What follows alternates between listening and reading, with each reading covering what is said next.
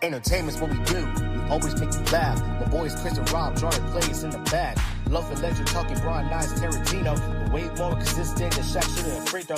Texas, Louisiana, man, we from the dirty south. Already south, man, you know our pockets stay proud. Just like Lil Wayne, we gotta watch out for the drop. Compliments is why we got more home runs than Mike Trout. Yeah, we raise bait, but we still give you context. Looking in the future, every wondering what's next. Try to take us down, they always mad when we start to flex. Sorry, what you say, doesn't matter, we just got our chance. Actions more than words, we appreciate the Jerison. Support means a lot, we appreciate your letters. Chris about the future, we don't deal with pretenders. Enjoy the show, people, this is Loaf and Lecture.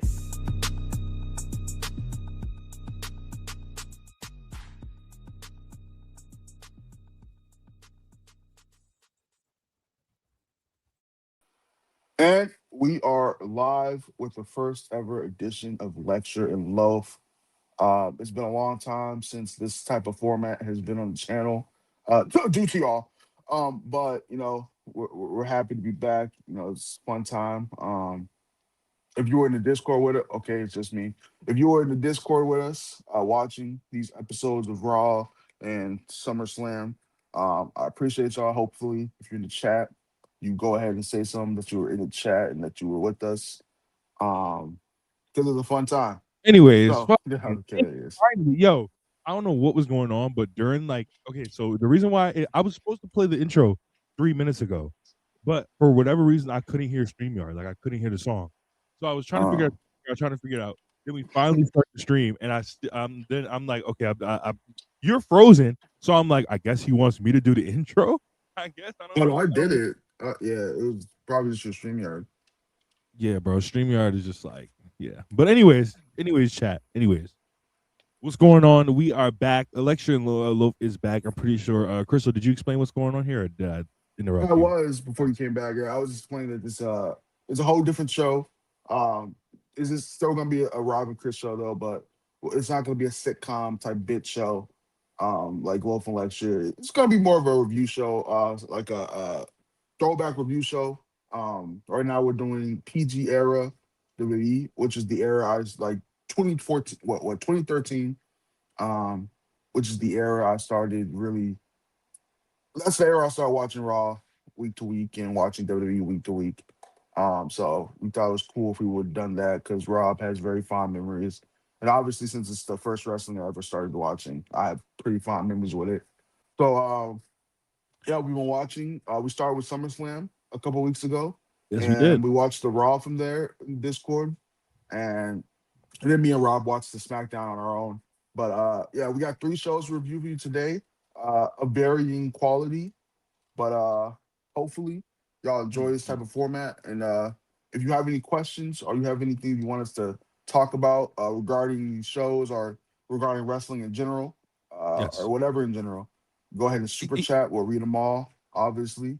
And even if you have like specific memories for the show, stuff if you were there, we would love you to super chat, love you to chat if you were there. Literally whatever you remember from this pay-per-view. Even if you guys have some questions about current day, we'll answer those towards the end of the show or after the review.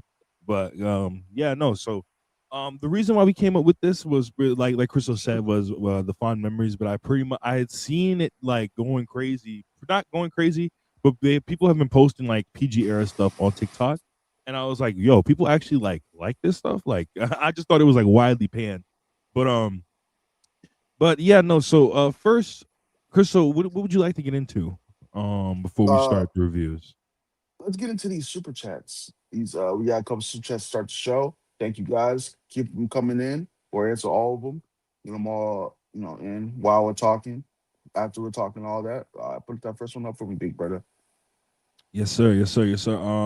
I am Johnny Burney, 199. Only bought pay-per-views back then for Mania until SummerSlam 2013. I never really bought pay-per-views. Yeah, I didn't either. They never really bought pay-per-views. I did though. What they did start doing though in 2010, 2011, that was when we started doing I mean, I totally watched WrestleMania 28 legally. What? What are you talking about? Sugar Tooth. Thank you for the new membership too. And Chriso, what can you get with this membership?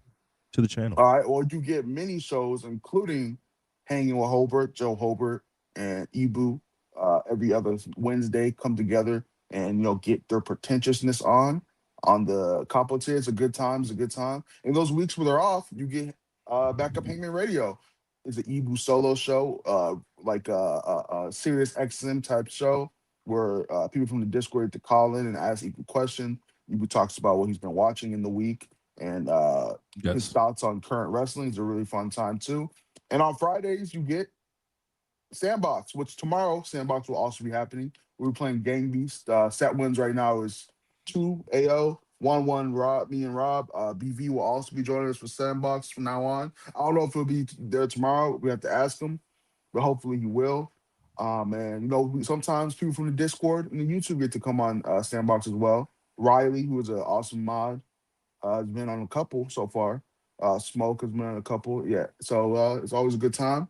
And today, this isn't a couple tier thing, but today you get Destination Dynamite right after this. We're gonna, end a little bit before that, so you can go watch Destination Dynamite. It was an awesome Dynamite yesterday, so hopefully y'all stay tuned. BB's debut on the Self-Made channel will be Yes. today on Yes. Destination BV's Dynamite. debut is today. For those in the Discord know how funny BB is, and who follow on Twitter know how funny BB is. So I'm so excited to see him in a YouTube format. Thank you, Sugar Tooth. All right, and then we got Riot Review, $2. Congrats to Christopher repping Self-Made on national TV. Hey, I had to shout out the brand. I flew back to Texas as soon as the segment was over. I was a little traumatized from Max and Hanger going at it. I don't like seeing my big bros fight, so I had to get up out of there.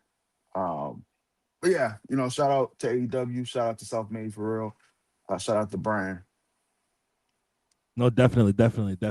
Guys, please remember to like the video, subscribe to the channel, and send your super chats. If you're a new viewer to the channel, or if this is your first time watching me and Chriso on the channel, please remember to like the video. Like I said, subscribe and send your super chats, and we'll be going to do your super chats throughout this episode, the first episode of Lecture and Loaf. So please make sure you guys get your thoughts and opinions in.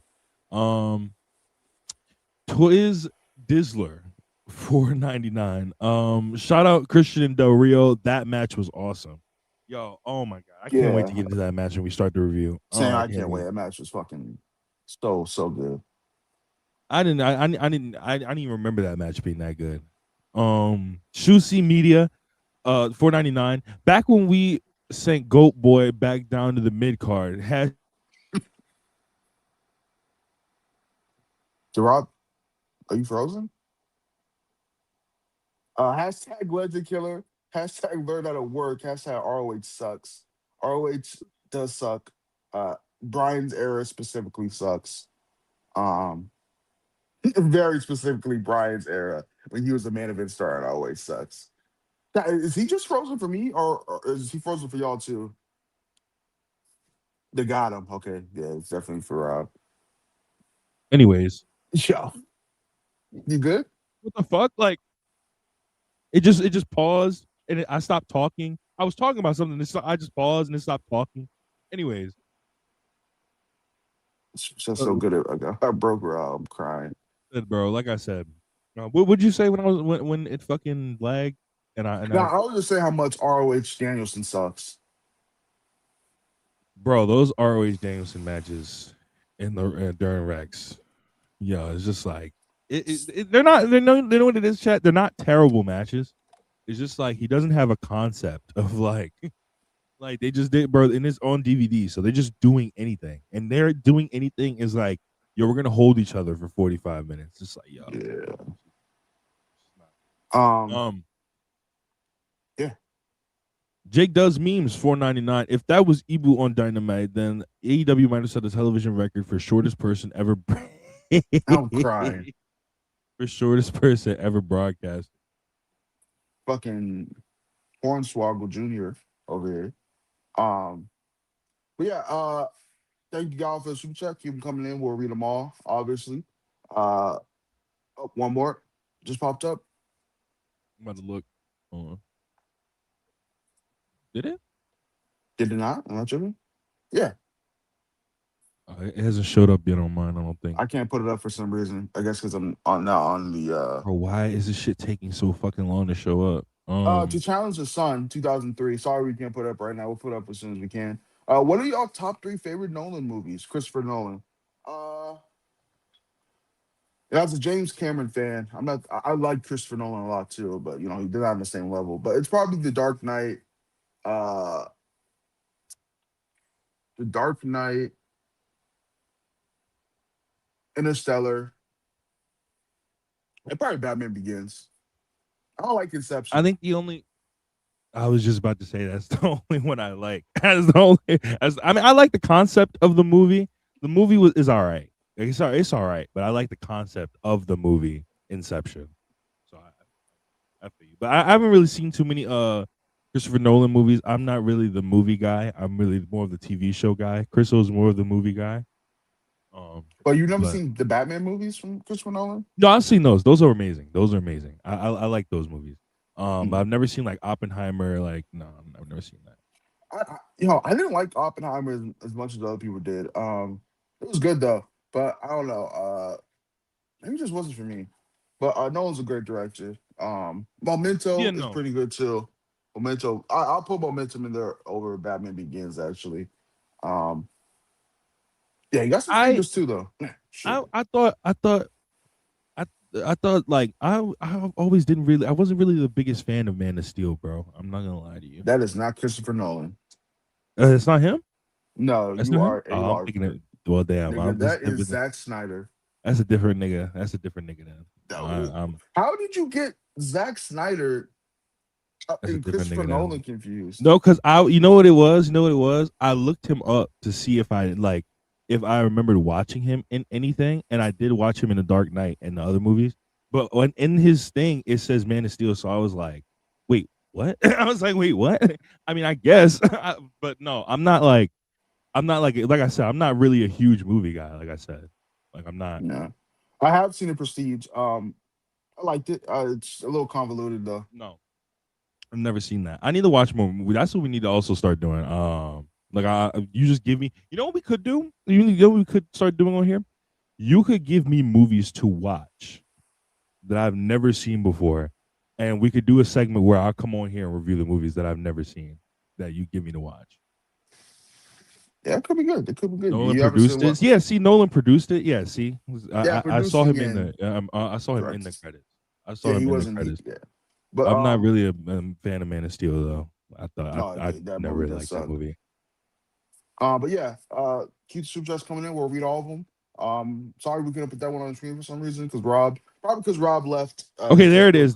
It's finally showed up. Ultra Instinct, 499 pounds. Petition for Chris to do a stand-up comedy segment on Rob. A stand-up comedy segment on these shows. You're looking good, Rob. Thank you, in Ultra Instinct. And yo, Chriso, I will say, Chriso is no glaze. Chriso is a funny ass nigga, bro. That nigga is a funny ass nigga, bro. I don't think I could ever do stand-up comedy. The thought of telling jokes just doesn't. I mean, I feel like stand-up comedy is barely even like actually tell jokes now. This is more like stories, jokes. But no, you know what it is though. You know what it is. I feel like doing stand-up comedy seems like scary, bro, because you could tell a joke and nobody could say shit. It's different from streaming. You can say something, niggas could probably laugh. Niggas probably you don't know. But like doing stand-up, nigga, if you say something and the whole crowd just sits there like, nigga, I would leave. Yeah, I just walk I off. would leave. Yeah. Well, that was the last of the super chats for now. So we will get into this review. First show we'll be reviewing is SummerSlam 2013. All right, let's do it, baby. Let's do it. Let's put up the graphic. SummerSlam 2013. This show emanated from Los Angeles, California, at the Staples Center. I'm pretty sure. At the Staples Center. Because this was a part of the WWE deal. WWE used to do this thing where they would sign with an arena or a stadium. They did it with Barclays in like the mid 2010s. They would sign with an arena and they would do like a package deal where they do like, it's kind of like what they're doing now with Vegas. Well, it wasn't originally. It was with fucking Minnesota and Indianapolis. but it's a package deal where they do 4 or 5 shows in a row. I knew this specifically because they did SummerSlam 2010 in LA, 11 in LA, 2 and 12 in LA. So this was the I think the 4th one they did in LA. If 2009 was in LA, I might be mistaken. But like I said, and yeah, this was a I'm not gonna say it was a great show. I'm gonna say it was a good show. A lot of people consider this to be the greatest SummerSlam of all time. I'm not really sure. How do you feel about it, Chriso? I mean, I thought there's 3 matches that were like hit the 4-star or over mark. But there's a lot of filler on this show too that I didn't really care about. But those 3 matches were like so good that I would say it was a really good show, probably good show. I don't know if it's the best SummerSlam ever. I don't know if it's better than 2003, but the top Yeah, no, matches SummerSlam were awesome. 2003 is So yeah, no, SummerSlam 2003 is awesome. Like that's an amazing show. But like you said, this I think there was 3 matches over 3 stars on the show. Obviously the best match on the show we're gonna get to in a minute. And a lot of people are sitting here thinking we're gonna say, oh, fucking Brock and Punk was the best match on the show. I'm sorry. If you came here, listen, I'm telling you right now, you're gonna find out very different what the best match on the show for Lecture and Loaf was for that pay-per-view. But Crystal, do you want to start with the pre-show match? Because we did kind of watch the pre-show match. no, I mean, it was it was Dean Ambrose versus Rob Van Dam. Um, I kept saying that I don't like this version of Rob Van Dam. He doesn't feel like Rob Van Dam. He's just like doing like he's not even doing like the hits really. It's just Yeah. like he feels like a caricature of himself during this run, and I'm not like a gigantic fan of it. And we'll talk about what happens later with what's his name Rodriguez. Ricardo That Rodriguez. happens on Yes. Raw, so we'll talk about that when we get to Raw. But yeah, bro, him and Dean had a cool little match, I guess. Ended in DQ after Roman speared RVD because RVD got the upper hand on Dean. And spoiler, they don't go back to this match, even though it ended in DQ. So it just ends here. This whole thing ends here. Dean looked cool. He was one of my favorite wrestlers at the time, but yeah, it was just a pre-show match. It wasn't anything crazy at all. Yeah, no, I thought it was good for what they were going for. In terms of like if progressing the storyline along with the Shield and what Rob Van Dam had going on at the time, it pretty much just seems like they gave Rob Van Dam they had to give Ambrose and Rob Van Dam something to do at SummerSlam, so they just put the match together. But it was a good match nonetheless. Like they did work well together. But I think it could have used a finish. Rob Van Dam was at the point in 2013 where he's like a former WWE champion and stuff like he could have taken a pin to Ambrose. I feel like that would have been good for Ambrose. But other than that, solid pre-show match to get us ready for the show. And folks, what opened up the show was Bray Wyatt versus Kane in a Ring of Fire match. Oh Chat. shit! This match was fucking garbage. Do you want to start this review off, Chris, or do you want to? All right, so this is Bray Wyatt's first main roster match, right? Like first official main roster match. Yes. I'm not tripping, and it's against Kane. They're trying to do supernatural or supernatural. And the story of the match is it's an inferno match because uh, uh Harper and Rowan keep interfering and beating up Kane. So he's like, "Yo, I'm the devil's favorite demon. Fire, so y'all can't get in." And they have a really slow, methodic match, like really fucking slow, like as shit. The slowest match you could possibly have. The most crowd did not give a fuck about anything that was going on in this match. Um, yeah, the fire just it's a fucking inferno match. You get hit on the mat, the fire goes up. Um, Kane's doing fucking sidewalk slams and fucking he didn't hit a choke slam, I don't think, but he's just doing sidewalk slams and fucking power fucking slams, and it's like the most boring shit ever. Bray Wyatt barely gets any offense in, and like I feel like they're not really even focused on the wrestling in the match. They're more so focused on what Harper and Rowan are doing on the outside, and I'm just Bro, like, yo, I get it, bro. There's fire and they can't get in. And yeah, it was it's crazy that Bray Wyatt like wasn't dead on Impact on arrival after this fucking match because it was awful. It had no heat, chat at all. No heat, No no pun, heat, no pun zero heat. intended. Like, Zero and heat. he's not exaggerating. Like, sure, they had a they might have had a reaction to Kane coming out. They might have had a reaction to Bray initially coming out, but like, match starts, middle of the match, bro. They're doing stuff in the middle of the match. Nobody's caring. Every time, the only time you hear the crowd is really when the fire rises. That's really it. That's the only time you. Every time so when they do a move and the fire comes up, that's really. I mean, and I guess that's the appeal of it. You know what I'm saying? And I know it's not supposed to be like a wrestler's wrestler type of match, but at the same time, bro, when there's no heat, it's like you can't defend a match like this, right? By saying it's supposed to be a match that's not supposed to be a wrestling match. It's supposed to be a regular fight. And it's supposed to be getting the crowd involved. It's supposed to be telling a story. Well, the story's not working because the crowd's not involved. The story's not working. This is Chriso, this is like a 2-3 week old story they're telling you, mind you. Because Bray Wyatt just pulled up. Like, I mean, like, why did they think Kane was the perfect baby face to start with Wyatt? I get it, bro. He's been there forever. The crowd likes him, whatever. But I don't know.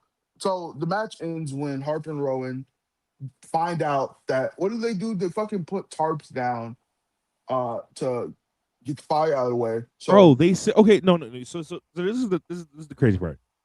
They try several times to get through this fire, right? They try several times. They took a kendo stick. Luke Harper takes a kendo stick, and instead, apparently, Luke Harper has never watched javelin, never played javelin a day in his life, never seen any sort of sport where you had to do that.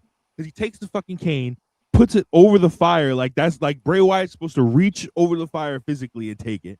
Then there's another part of the match where they try to get over the fire, and that doesn't work. But chat, you know what puts the fire out? It's not even bro. They take these aprons. It's like I think it's like a ring apron, and they lay the ring apron over the fire and just walk up the stairs and come in and go in the ring and help Bray win the match. And it's awful. Like, what was the point of the last 10 minutes that I spent watching this match where the point of the match is supposed to be these guys can't get in, and they're getting in? Yeah, it's so fucking... WWE had a big habit of doing this type of stuff during this time, I remember. Well, there would be a match specifically designed for something not to happen. Like, that is why the match is here. Like, yo, you're stuck. You can't do this. And that would be like, actually, we're still going to do this shit that we wanted to do. Actually, we're still doing it anyway. So we're still going to do it, bro.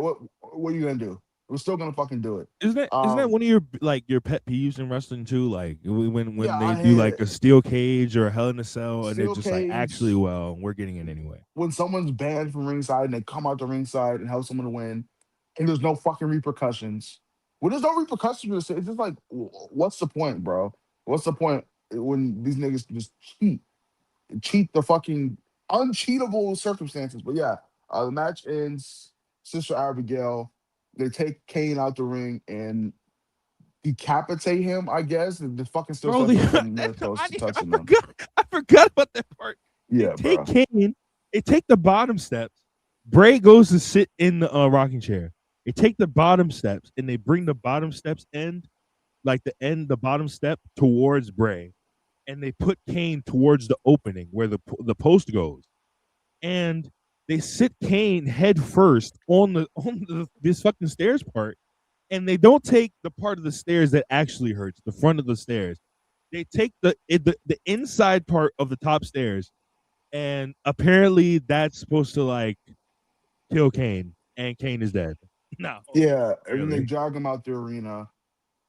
Harper and Rowan like carrying him out the arena or whatever, and it's horse shit. That whole opening match was terrible, and I didn't watch this match as a kid because I watched the Raw after this. But if I would have watched it, I'd be like, yo, this Bray Wyatt guy sucks, and Kane fucking sucks too.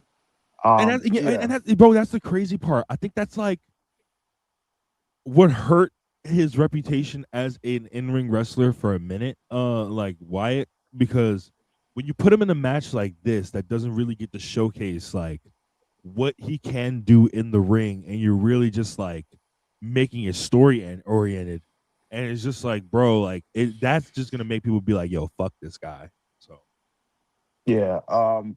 Yeah. Opening match was terrible. Not a great start. What match do we have next? all right, guys. Up next, we have our future WWE champion, Cody Rhodes, versus the current Money in the Bank holder for SmackDown, Damien Sandow. This match went 6 minutes and 40 seconds. It wasn't good. It wasn't like decent. It was solid. Like they just went out there and worked a decent match. It was clearly just to get Cody a win over Sandow because, of course, Chriso, as you know, when you win the Money in the Bank match, you can't win a match for a year. So No, you're a fucking loser. And yeah, Sandow was the biggest of these Money in the Bank losers. His briefcase was cool though, and I remember Cody throwing it in the Gulf of Mexico, whatever. But yeah, this match was just like a standard TV match. So much so they have the exact same match on Raw the night after. Um, literally, Literally the literally. same fucking match. It was just a match to further the storyline. And I guess it's supposed to push Cody towards main events, not main events, but I guess like a world championship match or maybe whatever. But yeah, it was just a Didn't match they that do a happened. rematch? Didn't they do the rematch the next night and he lost the match again? Yeah, Sandow lost twice. So like, it's like, what was the point? I guess, but like, yeah, it was solid. It was basically to further the storyline along or to end it. And then, like we said, the night after, Cody they faced off, and then on SmackDown, which we'll get into it like a little bit. We're not going to really review SmackDown; it was mad short. But SmackDown, this led to Cody Rhodes getting an opportunity at Curtis Axel for the Intercontinental Championship, in which he failed. He failed that opportunity. He did not get it done, and Curtis Axel called out CM Punk for a match on next week's Raw. So, all right, folks. Next up, the match of the night. Honestly, I could say that's one. I think that might be one of the best WWE matches of all of 2013. Now on rewatch, chat. Alberto Del Rio defended the World Heavyweight Championship against Captain Charisma Christian. And Chriso, do you know how long this match was? 12 minutes, almost 13. Yep, 12 and a half minutes. Yeah, In 12 and a half minutes, Alberto Del Rio and Christian Cage put on one of the best World Heavyweight Championship matches I've seen in WWE, I think, period. To this day, I think, honestly. This match went back and forth. The main story of the match was Christian earned an opportunity about a month ago. Alberto Del Rio had been injuring and basically hurting his arm up to the point of the pay-per-view. And the story of the match was, could Christian Cage overcome that and defeat Alberto Del Rio to regain the World Heavyweight Championship? And this match was insane, dude. This was insane. Chriso, would you like to get started with us on this uh, match? yeah. The match was like Rob said. Like I've never heard anyone talk about this match, at all, and I didn't even know it was on the show. But Del Rio and Christian, and I hate when people do this nowadays. People like it's just like a simple, just the basics. But that really was what this match was. It was kind of just like basic heel versus face shit. And Chad, I gotta say, when I was a kid, Dario was one of my favorite wrestlers. When I got into like the Smart fandom, like a year later, and I learned people thought Dario was boring. I was like, why do niggas think he's boring? He's fucking awesome. Yeah, he's working the arm the whole match. He's finding counters to everything Christian does. When Christian does do like the leapfrog joint, Dario follows him and hits him with a backbreaker or backstabber. Um, his step up into Gary is still one of the coolest moves Mm, anyone ever does. Someone should steal it because Dario don't need that shit dead no more. ass. Dead Um, ass. I've always liked that step up shit. He has a really cool super kick. I don't think he does the sitting super kick when the nigga's sitting. He super kicks him in this match. Yeah. But Christian's also awesome in this match. He's in all his classic shit. His footwork is impeccable. I know niggas love his footwork and stuff like that. The crowd is super fucking into third most into a match they've been all night. They're going to be all night. They're super into it.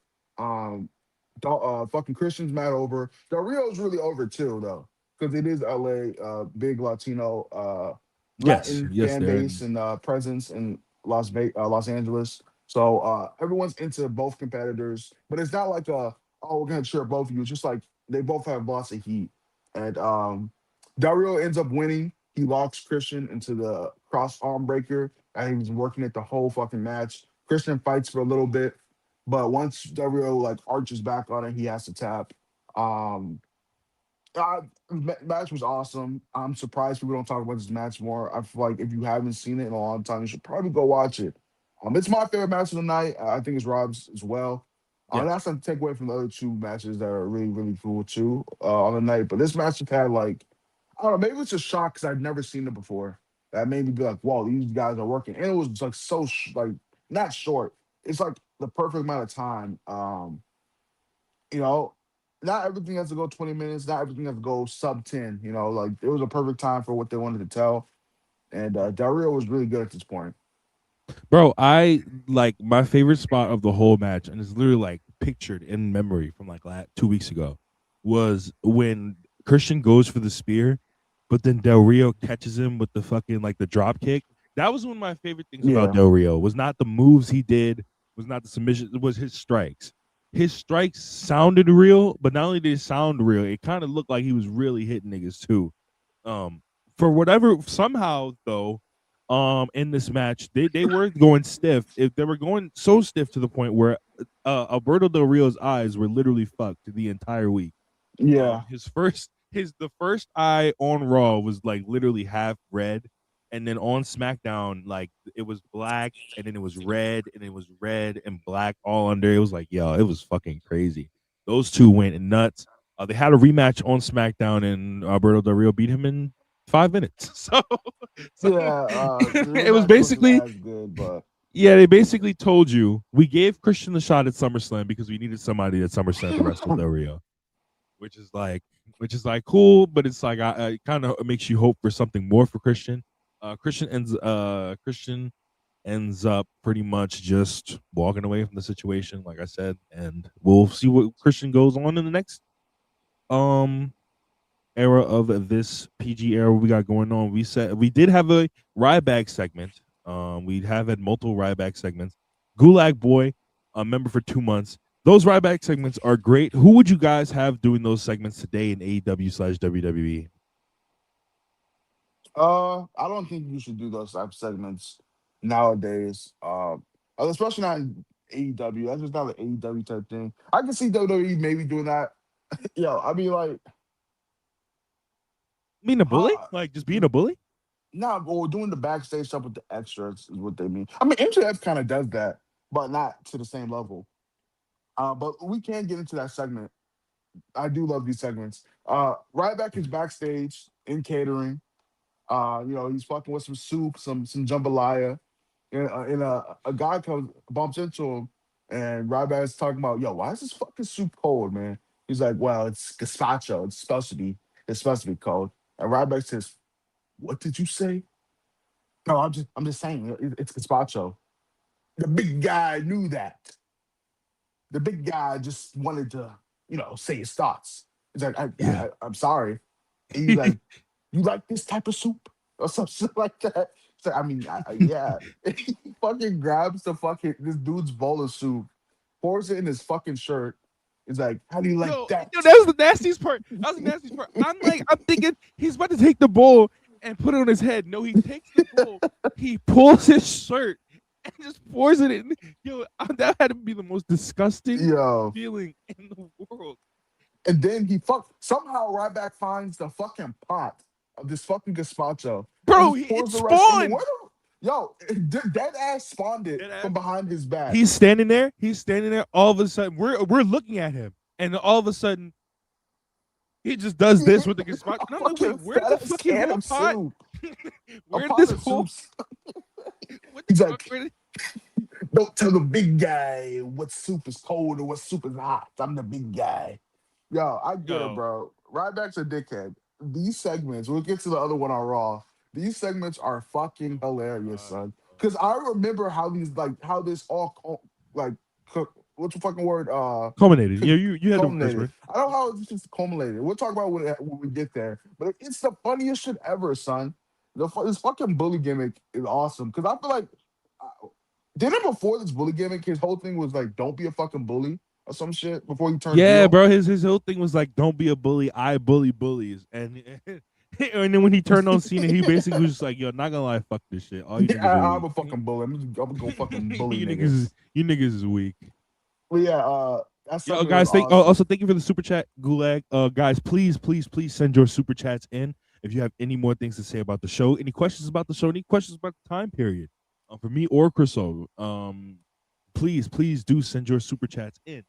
But we have to get into this next match, and the next. I mean, we don't really have to get into the next match. It was just like a standard match on a pay per view or whatever. I mean, no, you know what this match was? Now that I'm thinking about it, to promote Total Divas, Natalia versus Brie Bella.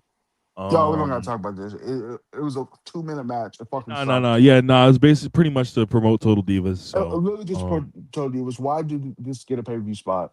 It fucking sucked too. It was just like, bro, like I was just like, yo, like what is happening here? Like, what's the point? They were trying to explain the story, or even commentary didn't know the story. They were just like, yeah, this is happening because this is happening. I don't really know why. Yeah, so, it's Total Divas.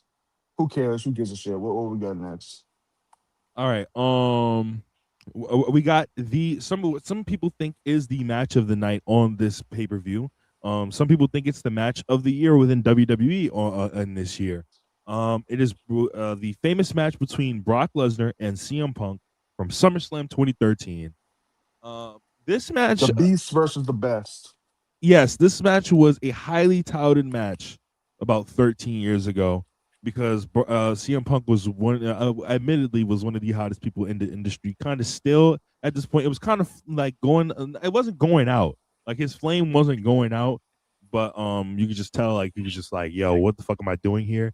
And this was around the time when Brock was like, y'all work 2 times a year, figure it out. So but this match was still fantastic. It was a good match. It just wasn't like, I don't know why. I feel like after watching Del Rio and Chriso, and you can like attest to this, I feel like I don't know, like I just watched that match and I was just like, this is a good match, but like, why is this not as good as Christian and Del Rio? It was really good. It was a no DQ match, and I think the appeal to so many fans, why people think this, some people think it's the greatest WWE match of all time. The appeal is it's a no DQ match that isn't like excessive on weapons. The only weapon they really use is a steel chair. This whole fucking match, and it's just very physical, which is cool. But and I think this match is really good, but it's really fucking long for a no DQ match, and we'll just talk about it, then we can get to the things I really don't like about it. Match starts, domination from Brock, obviously. Domination. Heyman's outside fucking patronizing Punk. Punk gets a comeback. He's using like everything to his advantage, the ring post, the chairs, outside, his speed advantage and all that. And he low blows Lesnar. He gets him with the GTS. Lesnar kicks out. Lesnar kicks out of everything, obviously. He kicks out the chair to the face, which Punk debuted against Mark Henry. That was supposed to be like the coup de grace, because he technically wasn't even supposed to get Brock up for a go to sleep, because how big Brock is. But he does get him up for a go to sleep and hits him. But Brock kicks out of that too. No, he doesn't even kick out of the go to sleep. Heyman comes in and breaks up the pin. I think Heyman breaks up the pin in the last 5 minutes 2 to 3 times. And that's when I was like, yo, son, bro, this can't just keep happening. It can't. No, that's not what happened. You have to keep breaking up. Punk kept fucking getting obsessed with Heyman during the match. Yes, he kept looking at Heyman. And it wasn't like cutscenes, but it was just like they would look at each other and it would just like be like the most, and then fucking he takes the GTS, and like you said, Heyman breaks it up, and it's just like, what the fuck? Like he's just allowed to do that. And he just chases them, and finally, one time he chases them, he gets back in the ring. Brock catches them into F5 on the chair. Brock wins. One of the nastiest F5 is disgusting. Yeah, yo, skull first on the fucking chair. The fucking chair, son. But Match was awesome. It was an awesome match. Probably my second favorite match of the night. The Heyman stuff was just a little too much for me. I get it. Heyman turned on him. He wants his revenge. But word, you have Brock on the ropes. You can do that after you beat Brock. It's just that's like a pet peeve of mine too. Um, just obsessed babyface is always been a pet peeve of mine. When you're obsessed with something other than winning. But Yeah, no, match was awesome. I get why people like it a lot. I was talking about this with Chriso chat, and I'm thinking that because this match was not supposed to be a no disqualification match. They didn't So turn they it changed into a it no on the disqualification. show. Yeah, literally on the pre-show, Paul Heyman was like, "I'm proud to announce the match between Brock and Punk tonight is a no disqualification," and it got me thinking, like, what the fuck, man? And my theory is that they looked at it and they were just like, could CM Punk really like whoop this nigga who just came off this crazy UFC runs ass in a regular match? And they were just Yeah. like, yeah, we're doing no DQ. Mm-hmm.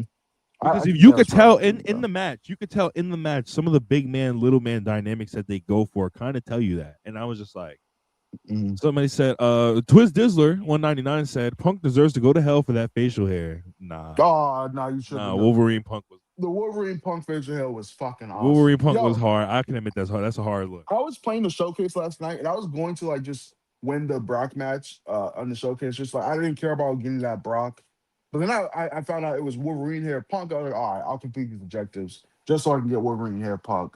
That's my favorite version of Punk, son. I'm sorry. I was big into the Wolverine movies. Wolverine Origins was my favorite movie when I was a kid. So, I fucked with Punk a lot because of the Wolverine shits. Yes. Yeah, it's a good hairdo. I mean, it's a good look for Punk. My favorite look of his. But yeah, thank you, Twiz. Match was really awesome.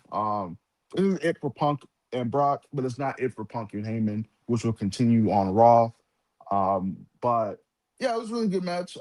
Deservedly of all the praise. Just wasn't my personal favorite match of the night. Yeah, no, this was not mine either. And this was like for a long time when I would like watch this as a kid, it was my favorite match. But when you get a lot older, you're like, just you realize this really did not need to be that long. Like, no, this really did not need to be that long. Next matchup on the show was Dolph Ziggler and Caitlyn versus Big E and AJ Lee. This was basically because they were just feuding at the time, and they were trying to end the Dolph Ziggler AJ Lee feud, which is what we thought until we watched Raw the next day. Until we watched Raw the next week. And this was it was just like a match to basically like be like, this is over between AJ and Dolph, really. So it's supposed to be, I guess, but really nothing to talk about in this match other than Big E looking pretty cool. I will say that Big E did look cool. The finish was kind of confusing though, but like it made sense after the fact. I just don't like the fact that like Big E just is like a dumbass when it comes to like fucking Dolph Ziggler. Like he's just like no brain. Yeah. But this is whatever. I guess what I'm talking about with this show. Like the 3 matches, the highlight matches are really great. Everything else is just whatever to bad. You know what I mean? It was just like this is here on the show to basically fill time until we need to get to what we need to get to, basically. Which was the next thing. A big thing I was gonna mention though, a big thing I did notice: no mid-card title defenses on the main show, other than like the one on the pre-show. And I was just, I'm looking at that, I'm just like, yo, nothing really has changed. Nothing really has changed, man. Nothing really has changed. The main event though did change a broke nigga's life. The main event of SummerSlam, Bryan Danielson's learning, his first actual class of wrestling school.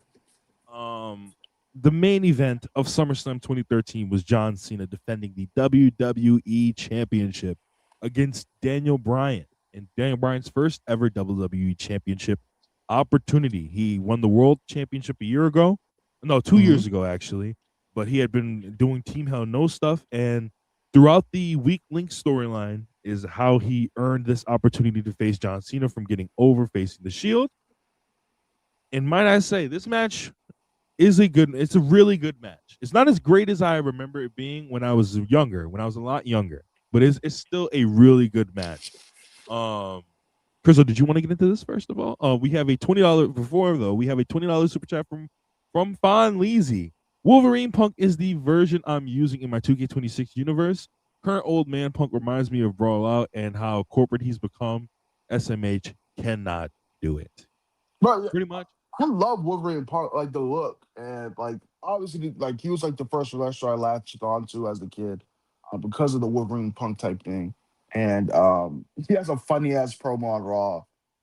The next day we'll talk about, but yeah, Punk is really cool with his facial hair. If I did a universe mode and I had Punk in it, I'd probably use that version too. Um, since I was playing so much Showcase yesterday while we were in Discord together. But yeah, man. Cena versus Bryan was a really good match. Really good match. I see where people are fondly of it, like pretty fondly. I don't see anyone like overrated or anything. But sometimes you can kind of tell it's John Cena saying, "Yo, look, I can't fucking wrestle," with Danielson, and Danielson like kind of. I bet Danielson put the match together like, "Oh, you should do this move, and blah blah blah blah blah." Um, but it is a really good move. Cena's kind of plays heel in this match a little bit, like as close to playing heel as he can without, outwardly being a heel in this match. He's doing a lot of power moves, a lot of like good counters to Danielson's moves. He's countering stuff into the STF, like he's like, and he's still getting you can't wrestle chance, but I mean, I think he showed that he can wrestle in this match. Like people say that the United States title shit, open challenges, when Cena started to like be like, "Oh, I have a bag," but it Loki started here, in the main event of SummerSlam. But Danielson just proves that he is the better wrestler than Cena, and he ends the match with the knee plus the recycled knee. Um, Pin Cena 1, 2, 3. Crowd goes fucking electric. Um, Cena gets up, shakes Danielson's hands, and leaves. Oh, also a story of the match is that Cena's fucking elbow has fucking mad Dude. pus and blood in it and shit. Dude, So it yeah, is a literal tennis ball in his elbow full of just like just full of pus and just full yeah, of like it's just the nastiest shit, nastiest looking shit ever, bro. And supposedly it's supposed to be a torn bicep or tricep he tricep, has. whatever It's fucking Cena basically thinks just that like shit. Yeah, fucking sunken so low. It's going into yeah, his fucking elbow. And it makes it really hard for him to wrestle. Like Crystal said, is basically just like Brian being like, I've seen him being like, I can't really do much, so I need help doing a lot. But it ended up being good. One thing I did take away from this match, Cena did try though. However, like it's not like he went in there and did like a Triple H thing. Because Triple H would just go out there and be like, I'm hurt. I'm not trying. yeah. Cena did go out there and really did try, which I did appreciate, even though he was hurt. And Brian was really good in this match. His babyface fire, him basically. The story was that he was the better wrestler. He proved that by working on Cena's elbow to the point of where Cena was just like, "Yo, I can't fucking pick you up anymore." Period. So Mhm. it was a really good match. It's a really good match. But Curso, after the match, is the biggest story of the night. Yeah. Um, so Daniel Bryan is in the ring celebrating. He's won the WWE Championship. The crowd, he's yes chanting with the crowd. All of a sudden, the crowd hears voices in their head. Randy Orton comes down with the briefcase, and he's kind of like just doing his Viper stalking thing when he walks, where he just walks down, but then he stops, and then he walks away, but then he stops, and then he looks back. All of a sudden, chat, after he looks back, that fucking traitor, that fucking Judas, that the most evil nigga in WWE history, it's a fact. Look it up. Triple H turns Daniel Bryan around, hits him with a pedigree. Randy Orton walks down to the ring, hands Triple H the briefcase, and Randy Orton has cashed in to win his WWE Championship for the. Okay, so this is the 8th time I think he's won it. So he was a 7-time champion at United Champion. So he might be like, this might be 12. I think this might be 12. God damn, bro, that's a lot of fucking title reign. Yeah. This Fucking is the 12 and moment. 10 years, dude. Fuck. Yeah, it's the moment that basically kicks off the Authority era. Triple H turning on Danielson, and just being like, "Yeah, fuck you, you're not good enough." Randy time. and the confetti's falling. There's a really cool visual of the confetti falling and Danielson just in the confetti face down. Yeah, this catapults everything for the next 2, 3 years, whatever. Well, I guess until WrestleMania 30. Catapults everything until WrestleMania 30. Randy, I think the technical authority timeline is like till Roman wins the belt, but not really, I guess. technically, yeah. I'm just talking about the Yes Movement era, Yeah, to be nah. honest. But yeah, show was really good. It was a really good show for the most part. There's a lot of filler there. But the three matches we talked about in depth were like worth it. Worth everyone checking out, especially Del Rio versus Christian, because I think that's the most underrated match I've watched in a long time. So SummerSlam was good, chat. 2013 SummerSlam was really good. Fun time watching with y'all. Yeah, pretty good. And it was a pretty good catapult to what the storyline was gonna be for the rest of the year. Yeah, no. I remember like when I was younger watching that as a kid, I was like pissed. I was just like, wait, why? Like, I was more confused though than I was like angry. I was like, wait, Uh-huh. why? Like, I was like, wait, why is Randy like helping? Why is Randy coming out here? And then I was like, okay, well, nobody really trusts Randy, so I don't. Nobody. That's not really a problem. And I was like, wait. So then he gives Daniel Bryan the pedigree, and I was like, wait, what? Like, what the fuck? Why? Hmm. And so yeah, no, but like watching it a lot older, like the turn, it was a really good turn. It was a really good turn. It's just that a lot of the content that came after it, a lot of people didn't like though. So Yeah. um, All right, let's get to Raw. speaking of content that came after it, Monday Night Raw is emanating from Anaheim, California, just up the road on August 19th, 2013. We start off the show with a look back at SummerSlam, and then we get John Cena who comes out first, which I didn't expect. I thought it was gonna be somebody else, but John Cena basically comes out. His basically mission statement is to let everybody know, yo, my fucking tricep is torn. I fought hard. It was a good match. And the whole purpose for him being out here was basically to welcome Bryan out here to be the WWE champion. Obviously, Bryan's not the WWE champion anymore, but that's what he basically wanted to do. Um, he welcomed Bryan out here. Bryan came out, basically was just like, yeah, we had a good match. And then Cena left. Then Stephanie McMahon comes out. Stephanie McMahon comes out. And after Stephanie, when Stephanie comes out, basically, she's just like, yo, Bryan, you earned the right to become WWE champion. But she was like, yo, you didn't deserve what my husband did to you. But what happened to you would be a quote that would become a famous catchphrase for this group for the next 5 years, 3 years. What happened to you, Bryan, was best for business. Um, a no chant broke out, and Bryan basically said, "Yo, it must be true that if you lay down with trash, you become trash, or you start to stink." Stephanie said that she'll let that slide.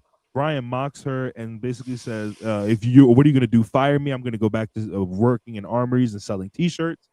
And Stephanie basically told him, she was like, "Look, Bryan, you're really good. You're really, really, really good." But what did she tell him, Chriso? She said, "But you're a B plus at best," which would be also the famous thing they continue to say to him.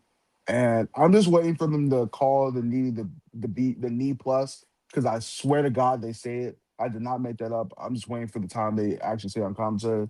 But yeah, this whole shit is just Stephanie degrading Bryan. It's gonna be a lot of that from every single member of the authority, just degrading the shit out of Bryan. And Bryan just having to take it, literally just take it for a lot of this. And then Stephanie kicks him out of the arena or whatever, and welcomes Randy. No, no, Randy's at the end of the night, my bad. Yeah, he gets kicked out. He does the yes, divine You yes know, he just leaves. chance. He just You know, he fucking just leaves leaves. though. Yeah, cool segment, I guess. Cena is gonna be gone for a long, long time. Um, but yeah, I told Rod, I think this is why I'm not like a huge Cena guy, because like he just wasn't there for the start of me watching this shit. So, but yeah, he had to go because of surgery. His elbow was fucked.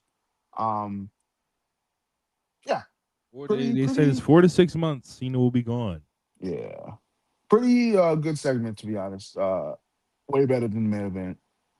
What we got next, big brother? All right, we got Damien Sandow and Cody Rhodes. Like we said, they had a rematch on Raw in which Oh, Cody no. Rhodes won again. Um, because of, like we said before, when you win the Money in the Bank contract, don't expect to win a match for an entire. But don't expect to win a match basically until you win the title. You win the Money in the Bank basically. So that there was no storyline or anything, so we could just move on.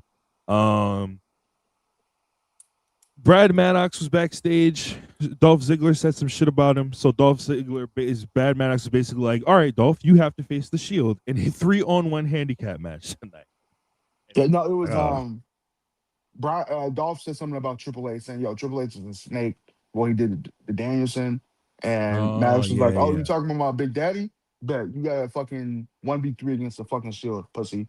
So yeah, that's Nasty. set up for tonight. Was that next too? After the was it like directly after the segment? No. Actually, Paul Heyman comes down to the ring. He basically talks about the Brock match, and he said he forgives Punk, but Punk is better off without him.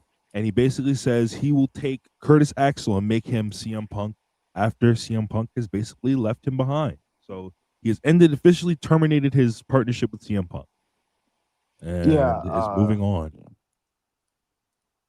I'm just Curtis Axel to be that guy. It's just so funny, bro. Because he actually needed Heyman to talk for him, unlike a lot of other Paul Heyman guys. Oh no, Um, excuse me. He says Heyman. Heyman said he would guide Punk back to the. He will put. He knows he's willing to put the past behind him at some point. And he says he will guide Punk back to the WWE title in the main event of WrestleMania. Excuse me, I thought it was Axel. That no, was yeah, the it was. Punk. He was talking about Punk because Punk has a segment later. But yeah, after that we get to. I'm pretty sure Dolph versus the Shield. Yes, we have Dolph versus the Shield. This was pretty much Dolph trying to do as much as possible before his eventual fucking ending from the Shield, and that's exactly what it was. Fought hard, but he took a fucking nasty, disgusting spear, one of the most disgusting spears Roman has ever thrown, to end the match. And then they gave him the Shield triple power bomb after. So that was basically Dolph being written off the show for now. Not written off the show, but written off tonight's show for now. Um, Next up, we had Sin Cara versus Alberto Del Rio. Also, we forgot Yeah. to mention, for whatever reason, right? Del Rio's a heel, just turned heel at Payback. Cut the biggest babyface Oh promo yeah, of we his forgot to life talk about after Del Rio Christian. super babyface. Yo, shout out! I do this for all the fucking Mexicans, especially in LA. Thank you to all He's the like, Mexicans that I look do up this to for all me. of the Mexicans. I do this por los Latinos. He was Yeah, like, yo, I was like, damn, yeah. And the nigga, you're crowd a was into it. heel. They were fucking cheering for him. And then we get Yeah. to Raw, and he comes out. He's getting decent cheers. 10 versus Sin Cara. Match ends in 3 minutes because Sin Cara breaks his hand. Yes, this was the infamous match where Mystico broke his hand, and it ended up not ended up with him basically getting fired, but it ended up being the end of his run. It was the last time I think Mystico was seen on WWE TV before his eventual replacement by Unico. Yeah. But yeah, this is the infamous match where he breaks his finger and basically is like, "Yo, help me." So the referee stops the match. After the match, he says he proved he's the best champion. Ricardo Rodriguez interrupts him and basically is just like, "Yo, you're not a hero." And he was just like, "Yo, I'm glad we're not together no more. We're not partners no more." And out he brings out his new person that he's managing, and it's Rob Van Dam to set up the feud. I think for Night of Champions, is it Night of Champions feud? Yeah, it is a nine champions feud. I'm pretty sure. I don't know 'Cause why that's the next I have a feud. memory of them having a match at I don't know why I have a memory of them having a match at SummerSlam, Del Rio and Rob Van Dam, but No, I think they do have one, but it's not this year, and it's not for the world championship. Maybe they don't. I don't know. I know. I kind of feel the same, but yeah. This was pointing towards. I could not give a shit about RVD paired with fucking Rodriguez. yeah, explain that. Explain that. Like, what do Like, your thing with RVD bro, this year? I just don't think he's that good, and like he doesn't talk. And now he's like just not going to talk even more because Ricardo is going to be talking for him. He's his manager now. They don't fit well together. And oh my god, I know in the future that Ricardo stops wearing a suit and he just wears a fucking RVD merch shirt. And it's like, yo, this guy looks like, bro. That was goes fucking from looking like a Alvarez. professional. Dead ass. He goes from looking like a professional to dead ass. No disrespect to Ricardo, like the real life person, but he goes to looking like a literal Oh, fuck chud. that nigga. I think he's a dickhead in real Oh, life. he's a I real think life dickhead. so. Oh, I fuck could that be nigga. wrong, but I think Um, he's a dickhead in real life. But bro, well, looks like a fan. Like is what people say Album Hintes is. Maybe that's the same degree because at least Rodriguez talks on the mic, right? He's actually a pretty good speaker. But yeah, he just turned into a fucking RBD fan, and RBD just doesn't talk this fucking run, son. He just doesn't talk. I'm not saying it RBD's literally is turns work. into a chud, bro. Like a Yeah, I'm chud. not saying RBD's is awesome promo or anything, but like he has mad charisma. But yeah, I'm not looking forward to keep watching this RVD fucking Ricardo Rodriguez shit. I'm looking forward to watching some more ADR. But yeah. Shout out whatever. Fuck. I don't know why they did this, bro. Um, yeah, what we got next? All right, what we got next? Okay, yeah. Night of Champions is September 15th, so this is leading to that. Fuck, I just fucking extra fucking thing I was looking at. Okay, here we go. I got it back up. Next up after that, we got Jack Swagger and the real Americans, Jack Swagger and Antonio Cesaro face the prime time niggas. Millions of Uh, dollars. Darren Young and Titus O'Neil. Chriso, you were a mark for the primetime players, were you not? Yeah, nigga, they were niggas. When I was a kid, I was like, oh, let's go, black people. Um, Yeah. Especially my nigga Darren Young got the afro. I was like, oh, let's get it, nigga. Yo, it's Uh, nasty, bro. It's nasty. Whenever a nigga could come on TV and start jigging and shucking and jiving. yo, Hey this was man, hey man, hey. this is. Yo, I know people compare them to Prime Time, even though their gimmicks aren't like really relevant to each other at all. Prime Time are like criminals. These guys are like sports players. I like the Prime Time players a little bit more than Crime Time. Um, Boy, I that think nigga Prime Time Brodus had Clay was on that bitch shucking, and I was like, yeah.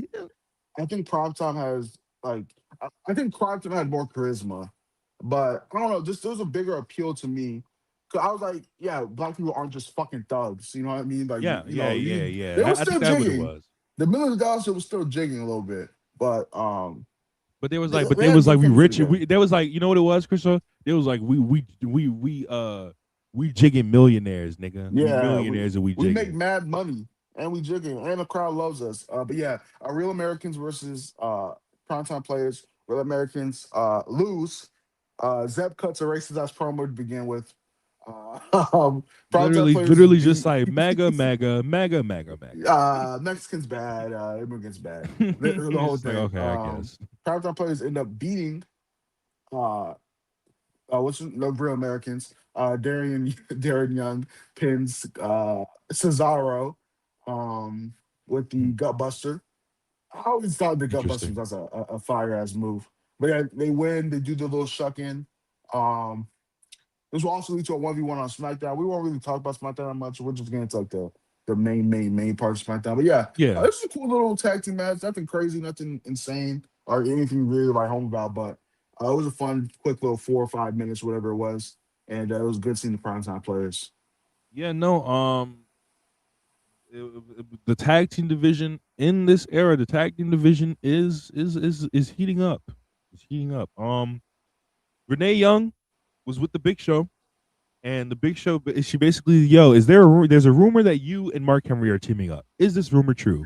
And he was like, nigga, you fucking right, we teaming up, and we coming after the Shield and those tag team titles. But the Brad Maddox walked up and was like, yo, I heard the shit you was talking about my big daddy.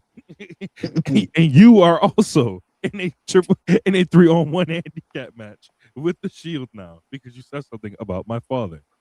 So And he's like, but they don't have to fucking tag in, nigga. oh, yo, that was so nasty. Yeah, Because that's nasty. niggas knew Big Show would have did something to them niggas they couldn't tag in.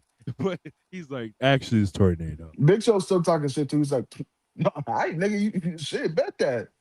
I was like, yeah, that's my big homie. Oh my God. And then up next, we got the Ryback Oh segment. my god, it's the best part of these shows, son. All right, this is the Raw one. This is the Raw one. Oh, the shower one, right? Yeah. All right, so what happens was Ryback is backstage, right? And he's basically just like looking at some of these niggas in the locker room. And he's just like, yo, what are these niggas doing in my locker room? So he walked in the locker room, niggas started running. And basically, he was like, yo, I forgot what he said to him. But he was like, nigga, what are you doing in here? And he was like, nigga, not gonna lie, give me your bag. And he was like, open your bag. Yo, that nigga said, it's all I have. He not only that, he slaps the shit out of the guy first. Slapped the dog shit out of him. Drags him over to the shower and says, open your bag. Turn it on. And water just starts going in this poor man's bag. He's just pouring water in this poor man's bag. And he's just like, nah, get out of my fucking locker room. And then my favorite part is just like where he goes, beat me more. The big guy. Yo, I fucking love this gimmick, son. It's so fucking funny. Yo, listen, I get it, right, guys? I get it, right? He wasn't safe with Punk, right? Like he's not. But bro, he was a funny nigga, bro. He was a funny nigga, and he wasn't the greatest wrestler ever. Cool, bro. Bro, so many niggas like bro. Do you like Goldberg for graps, or do you like Goldberg because he just kills niggas? You like Goldberg because he just kills niggas? Yo, I can't get over that nigga say.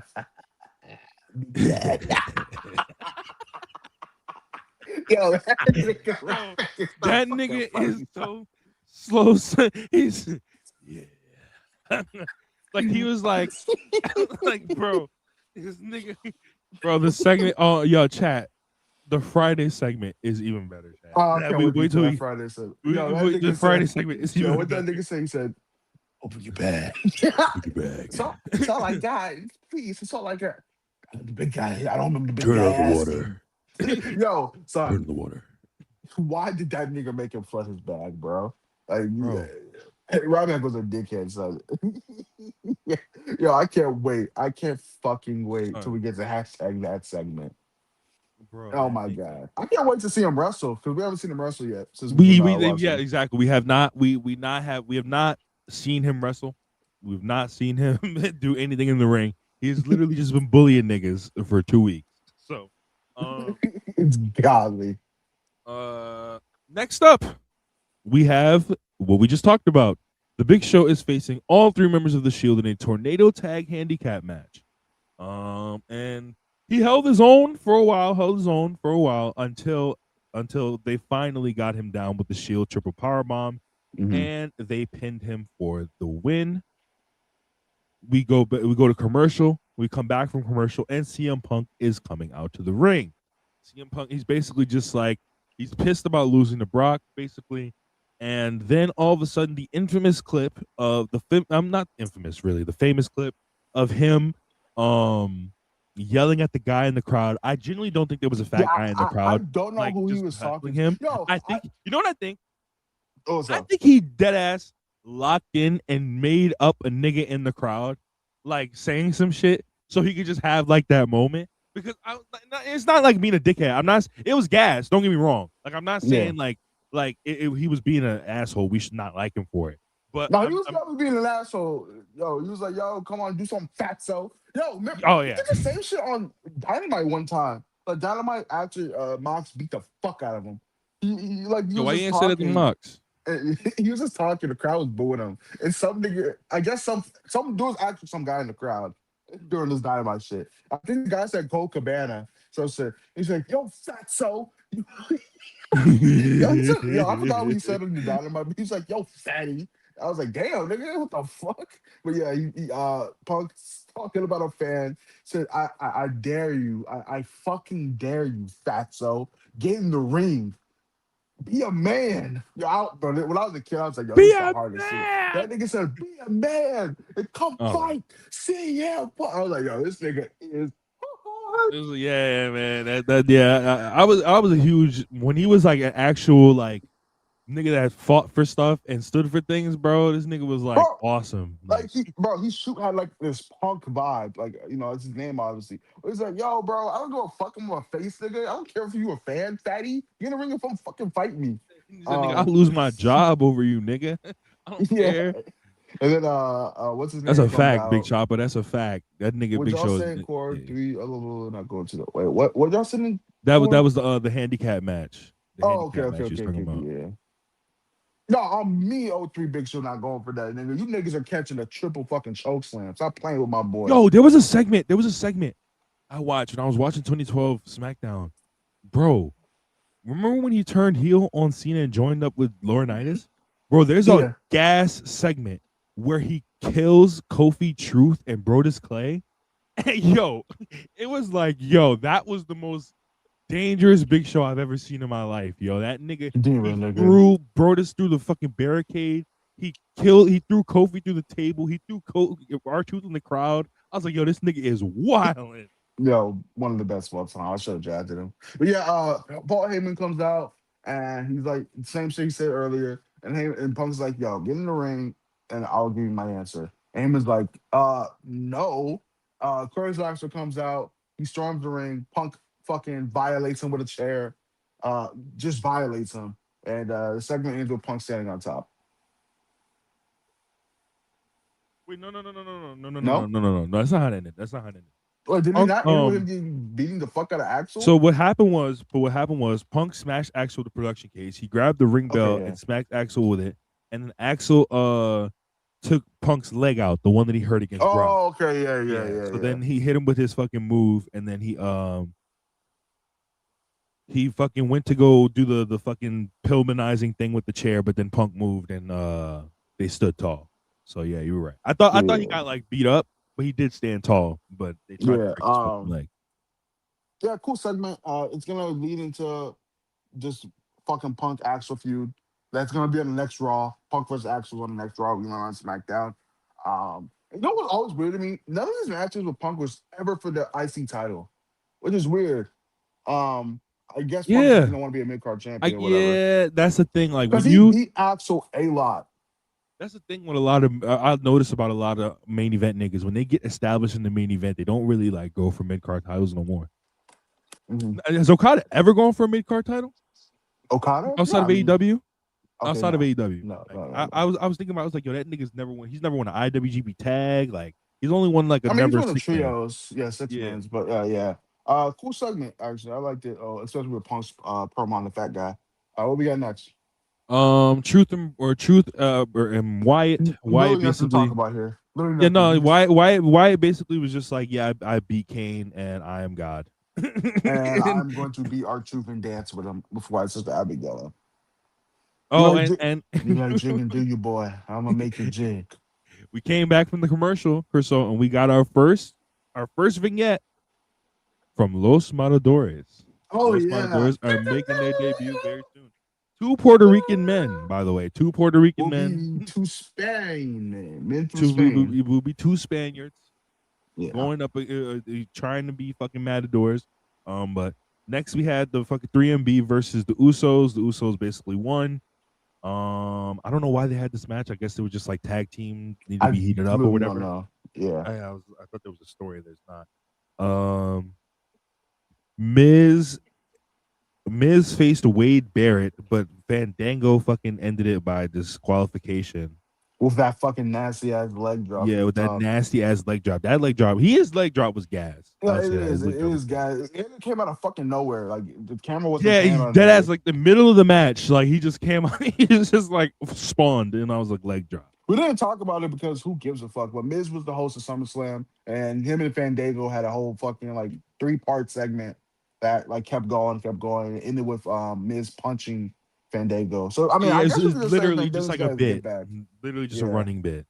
But this is gonna lead to a match soon. Who gives a fuck about the Miz? Not me. Even though I was a kid, I was like, this nigga's a dork. Yeah, what we got next? All right, we got the main event segment, folks. You got the main event segment. Is basically the coronation of Randy Orton. Isn't that crazy? That was 3 hours of Raw and barely shit happened. Bro, 3 hours of Raw. I explained it. I think I explained it to you, or I explained it to BV. I think it was, or Ebu. I don't remember which one. But in the beginning stages of like them doing 3 hours every week, I think this was still them trying to like figure out how they were going to do the format. You know what I mean? So it was like a Yeah. lot of shit on this show did not need to be on this show. Like a lot of shit did not need to But be on. even if it didn't need to be on the show, it's still. I feel like how did all this content make up 3 hours? You know what I mean? Like there wasn't a lot of content. Like none of these matches were over 10 minutes. None of them. There's not a single match that was over 10 Hey, minutes. you know why? Fuck Why? commercials, nigga.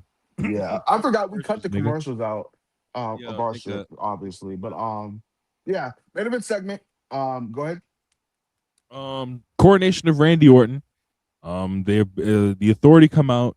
Vince, Stephen, and Hunter come out. Vince brings Hunter out first and is basically like, "Yo, I'm proud of you. You actually like did it. Like you actually took charge and did the fucking thing." And they're chanting, "You sold out" at Triple H, which I don't understand because Triple H has never been a good person. And then they were arguing about that. Not really arguing, but they brought out Randy Orton, who's basically just like sucking his dick for like 5 minutes and was like, "Yeah, he's the greatest ever." Like this is the future of the WWE.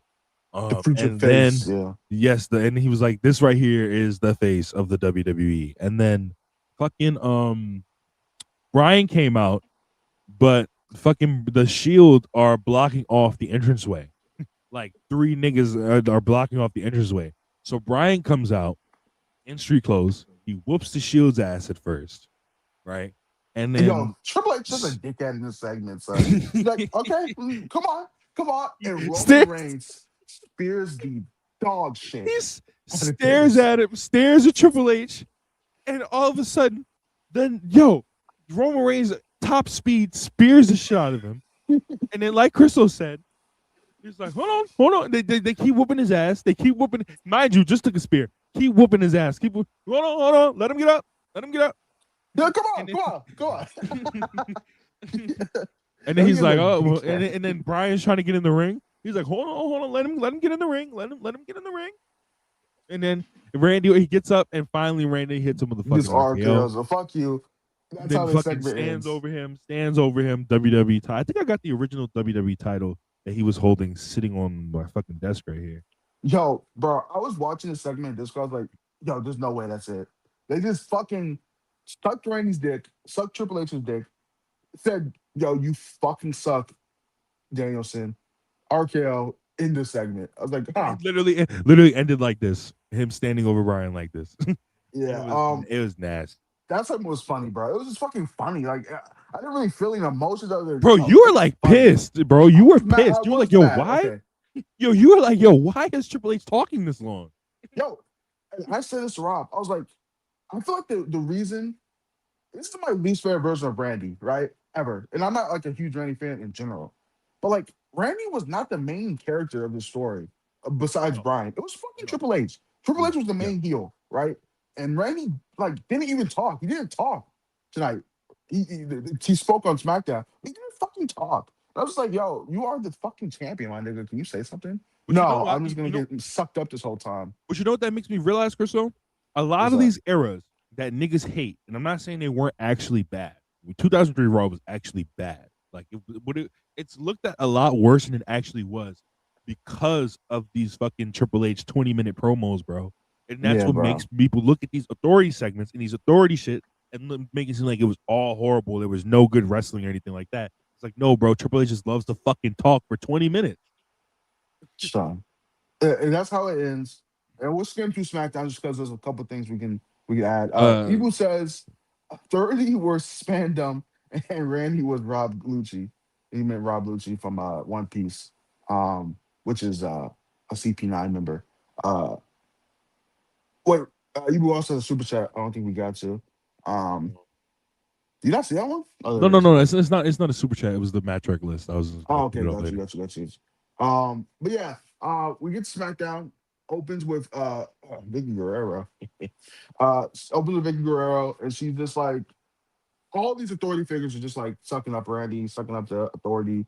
Talk about our new WWE champion, Randy Orton, blah, blah, blah. Randy comes out. He finally speaks. He's like, yo, y'all know I'm that nigga, right? And, you know, And the crowd's like, I yeah. they start fucking. I'm just like, yo, come on, my nigga. And then Danielson comes out, and they're like, oh, actually, we like you more, Danielson. I'm like, no, nigga, I'm cheering for Randy. No. And blah blah blah. They fucking have a battle of words. How does the segment end? I that don't remember how the segment ends. Did Randy? They didn't get physical, did they? I'm trying to see. I don't think they got physical. Um, Oh no, they didn't get physical. Actually, they just had it like an argument, and Brian yeah, Orton walked off because Brian challenged him to a match. He was like, no. he didn't know he did. And then we cut to backstage. I don't know if it's exactly after, but we cut backstage, and Wade Barrett's walking, and he's talking to Brian Maddox or Brad Maddox. He's like, "Hey, bruv, let me deal with Danielson tonight. And British and Steel Cage, me and him tonight. Hey, bruv, let's do it." So that's the main event. Danielson versus Barrett, the Steel Cage, and yeah, what we got next though? All right, that was the main event of the show. What we got up next, though, this fucking rundown is so like confusing. Okay, hold on. All right, there we go. And following up his huge victory, blah blah blah blah blah. Cody Rhodes insert. Okay. Oh yeah, no, it was Cody Rhodes versus Curtis Axel afterwards. Like I said, it was a cool match, cool 6-minute match, but Cody got fucked over by Heyman. Axel hit him with his fucking weird neck breaker for the victory. And after the match, Axel wrapped the Intercontinental title around and basically was like, "Yo, CM Punk, that ass is mine." And yeah, it was just like, They're gonna have a match on Raw. I'm next up. Yeah. Punk would tweet his response, and he was like, basically, yeah. So they had a match. They have a match on Monday, which we will watch next Tuesday in the Self-Made Discord. We will be reacting to that episode. After being decimated by the Shield on Raw, Ziggler faced Big E Langston. Big E and Dolph had like a 4 or 5 minute match where basically, again, fucking Big E is just like, Dolph, white man smarter than black man. Yeah. So, and he got outsmarted and basically fucking won. Then after that, Christian had a rematch with Del Rio, like we said. Del Rio fucking beat him and just like it was mad short. Like it was just like it was real short. Same, bro. It was literally the same segment from Raw. It would have been. It was just Sin Cara was replaced with Christian. Del Rio Ricardo came out and was just like, I have Rob Van Dam, and Rob Van Dam came out and hit Rolling Thunder, and that was it. First Christian did a missile drop kick to Del Rio. Oh yeah, that's right. I don't know why Christian's mad. Like Del Rio dead beat him fair and Yeah, square. he beat you fair and bro, fair and fucking square, bro. Middle of the ring. And Matt Cole's like payback. And I just remember JBL's like, payback. You beat him fair and square. Payback.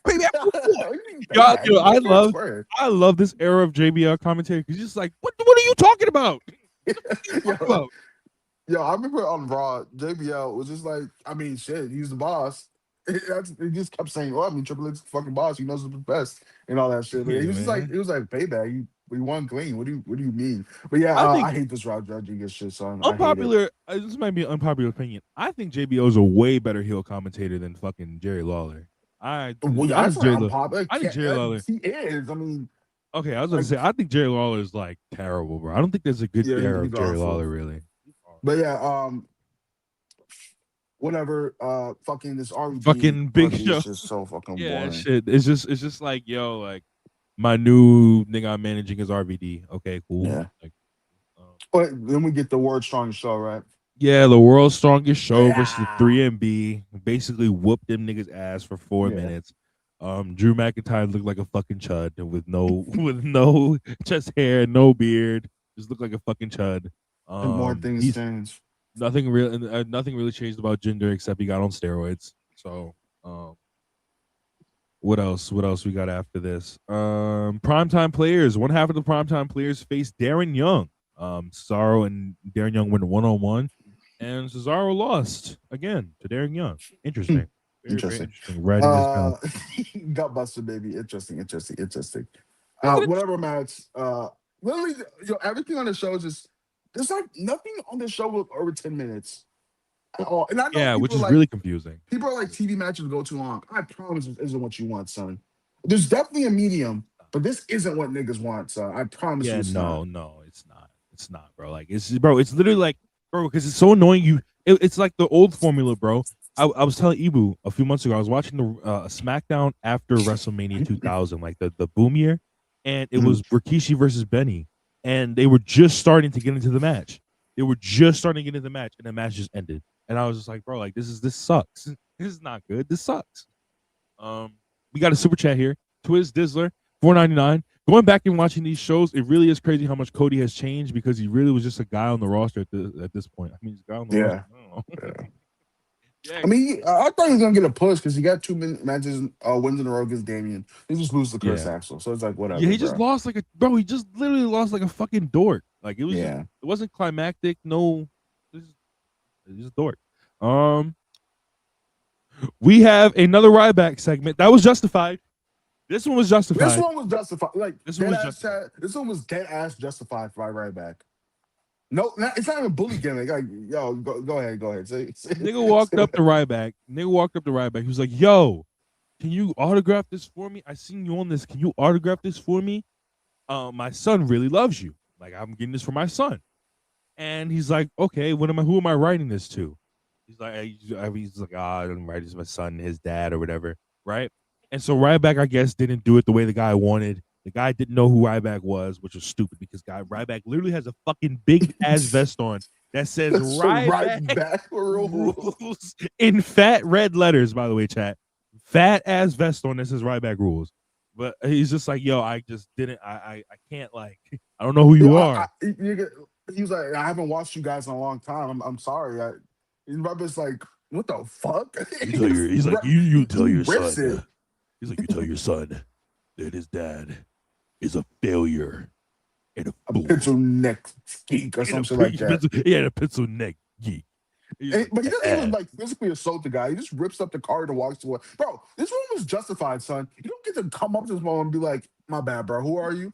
Fuck. Yo, I don't know. Yeah, bro. Like, I don't know who you are, but can you sign this for me? Like, what the fuck are you talking about? First of all, why are you backstage? Who is this nigga? Who's backstage? Is he production? What is he? Bro, that's the thing, bro. That's the plot holes these people do in these segments. It's like, okay, if this nigga is backstage because a family member brought him backstage, why does he not know who Ryback is? Like, bro, why? I don't get it. If you watch the show, like, it's so weird. But the segment was gas. That he's your son's favorite. So you lied to this man just to get it on. You see a big Ryback. No, you know what it was. You know what it was. You wanted the autograph for you, nigga. That's what it was. Yeah. You wanted the autograph for you, but you don't want to be a grown man getting another grown man's autograph. So you said, my son needs this autograph. I know how you play the game, nigga. The big guy doesn't autograph for losers. Yeah, and that's how the segment ends. It ends again with him. Fucking chuckle. Yo, this fucking chuckle. I don't know what your name is. Yep. But yeah, what we got next? I love fucking Ryback segments. So yeah, we get to the main event of SmackDown. Brian Wade Bear had, your standard SmackDown steel cage match. Circuit, yeah, like it's standard. They didn't really bleed because it's 2013 and we don't do that no more, bruh. We got sponsors. And Wade Bear wasn't really good until like Bear doesn't really get good until Bad News Barrett. Really, when he's like just talking, and then he turns to a really good wrestler as Bad News Barrett. But this match was literally just filler. Brian wins. It's just a cage match that adds to Brian's concussion list, to be quite honest with you. Yeah. Did he escape or does he get a pinfall, Rob? I don't remember. No, I think he pins him. Yeah, I think he pins him because Orton comes out and No, he escapes. He escapes because Orton RKO'd him outside the cage. And the show ends just like how it did Monday night. RKO outside the steel cage. I was like, yo, he doesn't get to stand tall. 3 nights in a row, Randy just RKO's this nigga. and and Brian doesn't get to stand tall. I'm like, word, definitely a humiliation ritual. But SmackDown was kind of boring to be honest. Other than the Ryback segment. Yeah, it's super chat. Kuzu said $10. He said, I remember being like 19 years old watching 2013 WWE and just feeling how much Vince McMahon hated the Smarks. He was sending a Yeah, message by Geeking Day and said every week, yeah, needed to see the TL Punk never leaves. Yeah. true. They did that in this fucking showcase mode a little bit. But Yeah. yeah, SmackDown. What I get it. He definitely was punking the fuck out of Danielson every week, and this was like, yo, bro, you're gonna fucking like who I say you're gonna like, but he's a heel. I don't care if Randy's a heel. You're still gonna like him. Roared Vince, like very smart booking. But yeah, SmackDown was whatever. Raw was better, actually better than SmackDown to me. But neither show were great. SummerSlam was obviously the best thing we watched of the three shows. Yes. But yeah, it was a fun time no matter what. Even if the two shows weren't great. Catch us every Tuesday. We'll be watching Raws in there, and when we get to pay-per-views, we'll watch the pay-per-views in there. We watch the SmackDown on our own just because it's like shorter, and we'll just do that when we're in our personal. But that was fun. A really fun show. Chat. Reviewing it. Thank you all for super chats. Chat. We have our content for later tonight already set up. Ibu has set up us for later tonight in the Discord. How much is it to join the Discord, Chris? What's the cheapest? What's the cheapest option to the Discord, Chris? $5, no Jared Fogle. We have with this $5, you could get Benoit into Jerry versus Eddie Guerrero and Rhino. I think that's Eddie. Yeah, Eddie Guerrero and Rhino.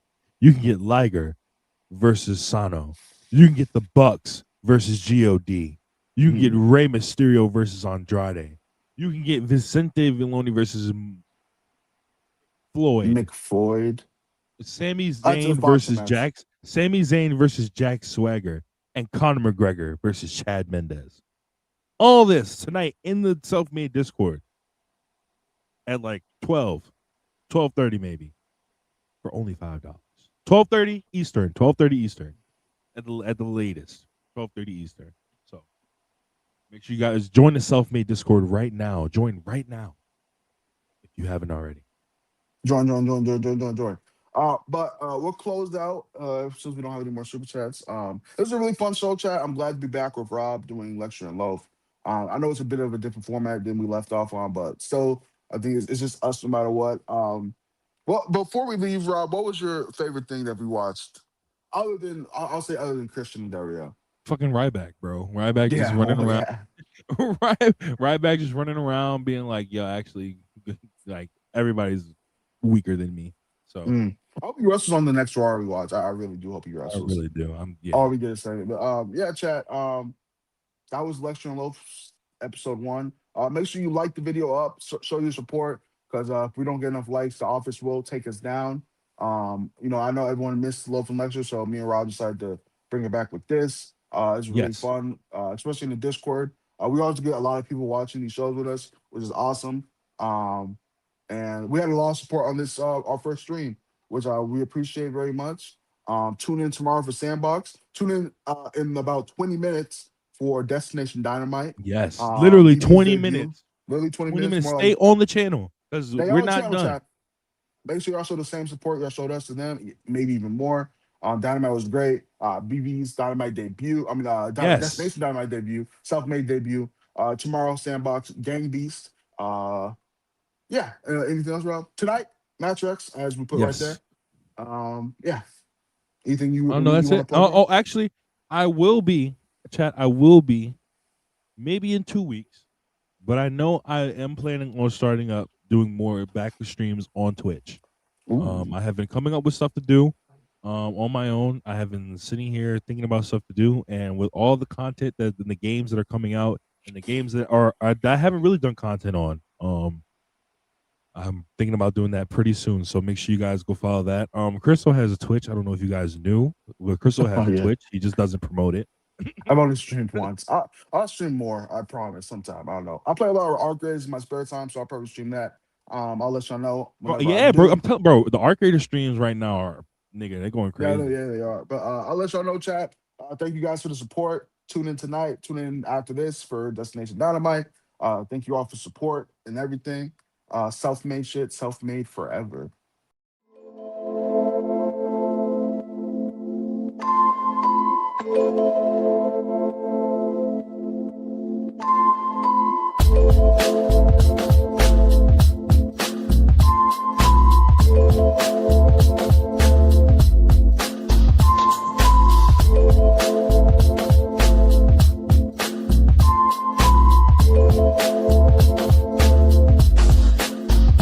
Remember, chat, that's the matchwork list right there. Make sure you join the Self-Made Discord. $5 to watch that match.